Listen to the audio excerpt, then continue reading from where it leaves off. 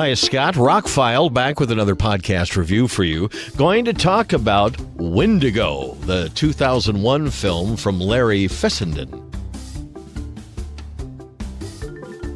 So as I mentioned in my podcast about the last winter, Wendigo is the other movie that comes in volume 2 of Larry Fessenden's movies. He released 4 fairly big movies. This got a limited theatrical release back in 2001. This was made before the last winter. I watched that one first just because, well, it's Alaska and I had to see it. But I was very interested in this one too because I'm a big fan of Patricia Clarkson, who's in it, Jake Weber, and the little kid from Malcolm in the Middle, Eric Per Sullivan, is also in this.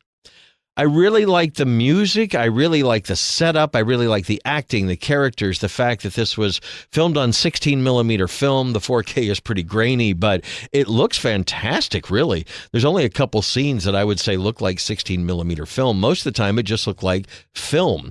Colors are very robust, but that gives it a very kind of almost, not a grungy feel, but almost a dirty feel to the movie.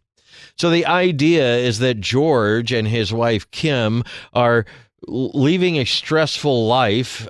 He's a photographer, and getting away from the city, going out of New York to upstate New York to relax with their 10-year-old son. But they accidentally run into a deer. Some hunters come out of the woods. They were chasing the deer. One of the hunters becomes that true, pardon my French, asshole that you never want to run into, wants to start an argument in every way, shape, or form. Wife comes out and pays the guy off to go away. They call for a tow, but the guy waits until the tow truck gets there and then helps them get that kind of situation. And I'm sitting there the whole time going, really? Is this what the movie's going to be about? Because if this guy's going to chase them for the rest of the movie, this is not what I signed up for. I signed up for a Wendigo movie, right? So as the movie progresses, and I won't get too much into it, the Wendigo starts playing into it more and more. The kid in a store, like a kind of a five and dime, an old drugstore in the small town, is talked to by an older Native American fellow who gives him a figure and tells him it's a Wendigo. It's a creature, a spirit, very strong spirit who can, well, transform from a beast to a man and back and forth and stuff, and engages in things like cannibalism and things like that. And the kid is obviously entranced by the figure. But anyway, as they go to leave the shop, no guy worked there. The woman was the only one who worked there, and she wanted to charge him for the thing because there was nobody there to give it to him, actually. Yeah, it was kind of one of those almost ghost story kind of things. So then my interest perks up more because now we have some good actors doing some interesting things, and maybe it's not about those hunters. Well, the hunters do play into the story. So does the Wendigo, and I will stop here explaining what happens from here on out. I will say that I see what he was going for in the ending, but I don't know that it completely works. The way he gets from point A to point B to point C to the ending. And there are a plethora of extras, like just like the last winter. This is a great set, by the way. Whatever I say about not liking the movie, I enjoyed the movie for seeing these actors do this and seeing this film and getting into the fact that he is an independent filmmaker who's making these films without any studio interference at all.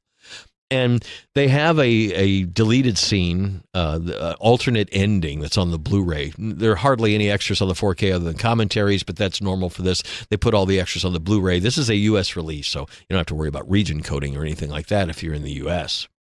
So in the deleted alternate scene, which is taken from a standard definition, probably a VHS source or something like that, it looks awful, but you get to see what he had originally planned and basically trimmed down. More of something that I don't want to talk about than there is in the final cut. I don't know if that was good or bad. It's probably good that he did cut that out. Like the first film, this doesn't play out the way you expect and gives you more to chew on when it's over. And I really like that about his movies so far. And I know that I've seen 2 of them. And I see a similar style in both of them. Very much a very naturalistic, almost documentary type style for most of it. And then some surreal stuff happens. Really like how he pulls off the surreal stuff. But all in all, in the end of this movie, I don't think it works as well as The Last Winter. I would probably dock it a half star to a full star if I were doing some kind of 5-star review. It was entertaining watch. It's a little frustrating at times, as some movies are, when characters make stupid decisions, but I think there's a lot less stupid in this movie than there have been in some of those recent thrillers I've watched.